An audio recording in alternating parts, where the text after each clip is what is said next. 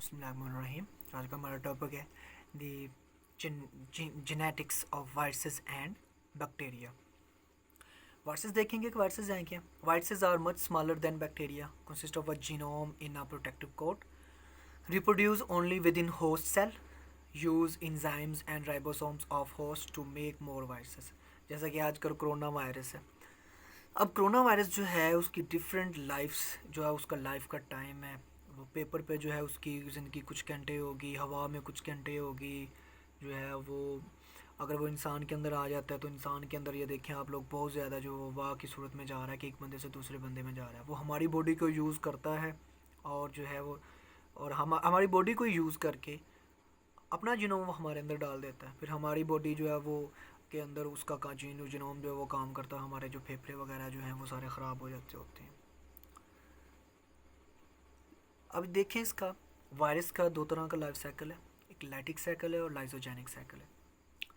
Virus destroy host DNA, makes new viruses, digestive cell wall, ऐसा जो cycle होता है इसे लाइटिक साइकिल बोलेंगे। लाइजोजेनिक साइकिल में क्या होगा, viruses insert DNA into host genome. अब ये होस्ट जीनोम के अंदर अपना जो है डीएनए डाल देते हैं लेकिन सेल को मारते नहीं हैं। लेकिन बाद में इनकी जो जनरेशन है वो पैदा हो जाती हैं, इन्हें वायरस ऐसे इसमें क्या होगा कि वायरस जो है वो रीएक्टिवेट हो जाता है और ये लाइजोजेनिक साइकिल लाइटिक साइकिल में चेंज हो जाता है।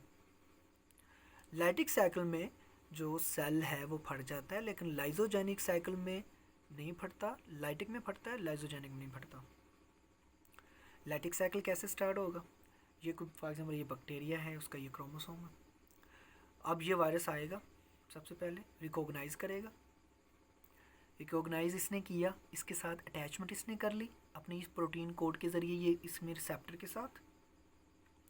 अब क्या होगा, ये पिंच आउट होगा, अपने ये दुम को छोटा करेगा टेल को और अपना जो डीएनए वो सेल के अंदर डाल देगा। अब ये देखें प्रोटीन का कोड अंदर नहीं आया बल्कि ये जो डीएनए या आरएनए है वही अंदर आएगा सेल के अंदर। ये पेनिट्रेशन हो चुकी है। अब क्या होगा, ये होस्ट के डीएनए को तोड़ेगा, अपने डीएनए को ये यूज़ करेगा, अपने आरएनए या डीएनए को। अब ये देखें ये अपनी कॉपीज़ तैयार करनी स्टार्ट करेगा। ठीक है जी। अब इसने ये अपनी कॉपीज़ तैयार करेगा यहाँ पे, फिर ये प्रोटीन के कोड बनाएगा। अब ये प्रोटीन के कोड भी बन चुके हैं और इसकी ये जो डीएनए या आरएनए की कॉपीज़ भी बन चुकी हैं। अब क्या होगा, ये प्रोटीन का जो कोड बन गया इसके अंदर ये डीएनए आ जाएगा। अब क्या होगा, ये सेल को ये फटना स्टार्ट हो जाएगा, सेल फट जाएगा और ये जो डीएनए ये जो पूरा एक कंप्लीट जो ये वायरसेस हैं वो सेल से बाहर आ जाएंगे। ये देखें नेक्स्ट लाइजोजेनिक साइकिल, बिल्कुल इसी तरह। ये देखें उसी तरह ही अटैचमेंट हुई, पेनिट्रेशन हुई, डीएनए अंदर आ गया, डीएनए अंदर आ चुका है। अब ये देखें इसमें उसने डीएनए के होस्ट के डीएनए को तोड़ा नहीं है बल्कि होस्ट के डीएनए के साथ ही वो इसके साथ ही अटैच हो गया प्रोफेज के प्रोफेज के ज़रिए।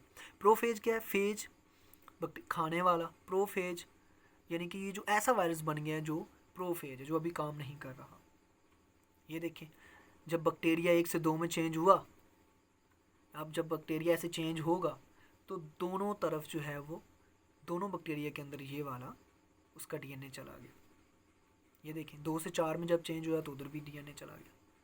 अब क्या होगा, लाइजोजेनिक साइकिल लाइटिक साइकिल में जब चेंज होगा तो ये होस्ट के क्रोमोसोम को तोड़ देगा, अपने जो हैं ये देखें प्रोटीन के कोड बनाएगा और अपनी कॉपीज़ तैयार करेगा। सारों के अंदर ये देखें कंप्लीट फेज बन चुके हैं, सेल वाल को तोड़ दिया है और बाहर निकले। यह था लाइजोजेनिक साइकिल। अब नेक्स्ट देखेंगे हम बैक्टीरिया जो है उसका जेनेटिक कम्बिनेशन या जीन्स जो हैं, जेनेटिक्स ऑफ बैक्टीरिया। अब जो बैक्टीरिया हैं वो 3 तरह से अपने जो हैं वो रिकम्बिनेशंस पैदा करते हैं या ये रिकम्बिनेशन या ये फर्टिलाइजेशन करेंगे। सबसे पहले है ट्रांसफॉर्मेशन। ट्रांसफॉर्मेशन में क्या होगा, द अपटेक ऑफ नेक्ड और foreign DNA from the surrounding environment that alters the bacterial genotype and phenotype is known as transformation. मतलब ये बैक्टीरिया है। अब ये जो एक दूसरा बैक्टीरिया ये मर चुका है या इसका जो डीएनए का पार्टिकल है वो बाहर आ चुका है। जब ऐसे बाहर सराउंडिंग में जो पड़ा हुआ, माहौल में जो पड़ा हुआ डीएनए का पार्टिकल, जब ये बैक्टीरिया अपने अंदर जो है वो समा लेगा, अब ये अंदर आ चुका है, तो इस प्रोसेस को जो है वो ट्रांसफॉर्मेशन बोलेंगे। तो उसमें देखें, ये ग्रिफ्थ ने ये एक्सपेरिमेंट किया था कि उसने 2 चूहे ले, एक के अंदर जो है उसने क्या किया कि एक के अंदर उसने ये देखें 2 चूहे हैं, एक के अंदर उसने ये वाला सही वाला यानी कि नॉन पैथोजेनिक लाइव जो था वो वायरस, इसमें बैक्टीरिया डाला, ये नहीं मरेगा क्योंकि वो पैथोजेनिक नहीं है, ठीक है जी। दूसरे के अंदर उसने क्या किया कि नॉन पैथोजेनिक मरा हुआ डाल दिया, वो भी नहीं मरा, ठीक है जी। अब क्या हुआ, उसने दोनों आप मिक्स करके इसमें डाल दिए, क्या हुआ, ये मर गया। कैसे, क्यों हुआ? ट्रांसफॉर्मेशन के ज़रिए कि पैथोजेनिक जो था वो तो मरा हुआ था, नॉन पैथोजेनिक तो बीमारी पैदा नहीं कर सकता, लेकिन अब क्या हुआ, इस नॉन पैथोजेनिक का डीएनए का पार्टिकल नॉन पैथोजेनिक ने हासिल किया और ये पैथोजेनिक में चेंज हो गया। अब ये इसको मार देगा, इसमें बीमारी पैदा कर देगा। ट्रांसडक्शन देखें, ट्रांसडक्शन में ये क्या होगा, जैसे कि हमने पिछले वायरसेस में पढ़ा है, जब वायरस के ज़रिए, फेज के ज़रिए, जब वायरस का जो ये कोई भी डीएनए का पार्टिकल जब एक बैक्टीरिया से दूसरे बैक्टीरिया में जाएगा तो इसे जो है ट्रांसडक्शन बोलेंगे। Occurs when a prophage carries bacterial genes from one cell to another is known as transduction. Sometimes when the prophage is being formed, it picks up piece of the bacterial DNA. When it infects a new cell, this DNA is transferred. क्या होगा कि ये वाला virus इस पर हमला किया, इससे जो फेज बने उस फेज के अंदर डीएनए का पार्टिकल भी थोड़ा बहुत आ गया। जब ऐसा फेज जिसके अंदर एक बैक्टीरिया का डीएनए मौजूद है किसी दूसरे बैक्टीरिया को इन्फेक्ट करता है, तो इस बैक्टीरिया का जो जीन्स थी वो इस वायरस के ज़रिए दूसरे बैक्टीरिया में आ गई, लिहाजा इस प्रोसेस को ट्रांसडक्शन बोलेंगे। कॉन्जुगेशन है, जब 2 बैक्टीरिया आपस में सेक्स पाइली के ज़रिए आपस में मिलते हैं और डीएनए का एक्सचेंज करते हैं, इसे कॉन्जुगेशन बोलते होते हैं।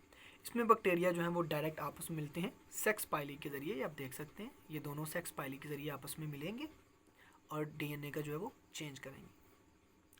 तो coded for by an F factor genes in the DNA, क्या करेंगे, जो जीन इसके अंदर मौजूद होगी इसके अंदर नहीं होगी, तो ऐसी जीन जो इसके अंदर मौजूद है वो फर्टिलिटी फैक्टर या जीन कहलाएगी, फर्टिलिटी जीन्स या फर्टिलिटी फैक्टर से बोलेंगे। ये इसे ले लेगा, ये F+ है, ये F नेगेटिव है, ये इससे जीन ले लेगा। तो ये R प्लाज्मिड्स हैं, ऐसी जीन्स, ऐसे प्लाज्मिड्स जिनके ऊपर एंटीबायोटिक्स के खिलाफ काम करने वाली जीन्स मौजूद होती हैं, उन्हें R प्लाज्मिड बोलते हैं। देखें आजकल जो बैक्टीरिया बहुत ज़्यादा एंटीबायोटिक्स खाते हैं, हम ठीक नहीं होते, वो इसलिए कि जो बैक्टीरिया है, अगर एक बैक्टीरिया के अंदर किसी भी एंटीबायोटिक्स के खिलाफ रेजिस्टेंट आती है तो वो दूसरे जो हैं ये बैक्टीरिया जो हैं उनको इस कॉन्जुगेशन के ज़रिए वो R प्लाज्मिड दे देते हैं, लिहाजा उनमें रेजिस्टेंट आ जाती होती है। ट्रांसपोजेबल जेनेटिक एलिमेंट्स कौन सा है? Transposable genetic elements structurally or genetically discrete sequence of DNA move around in a cut and paste manner between chromosomal and extra chromosomal DNA molecules within the cell is known as transpons, यानी jumping genes कहते हैं। Chromosomal jeans जो chromosome होता है, जो bacteria के अंदर दरमियान में एक बड़ा सा क्रोमोसोम होता है, एक्स्ट्रा क्रोमोसोमल डीएनए मॉलिक्यूल्स जो बैक्टीरिया होता है, वो जो प्लाज्मिड्स होती हैं, तो उनके दरमियान में जो जीन्स का जो डीएनए का जो मॉलिक्यूल चेंज होता है उसे ट्रांसपोन्स कहते हैं, इन्हें जंपिंग जीन्स भी बोलते हैं। Genetic transfer due to transpositions, small transposition transposons 1 to 2 kb के हो सकते हैं, not self replicating and depend on plasmid or chromosome for replication. A chunk of DNA is added by transposons. Transpons and R factor. R forms may have evolved as a collection of transpons, each carrying genes that confers resistance to one or several antibiotics are known as R genes. सीन plasmids के अंदर ये होती हैं, micro organism के अंदर ये मौजूद होती हैं या एनिमल्स के अंदर होती हैं। Laboratory manipulations are called as genetic engineering.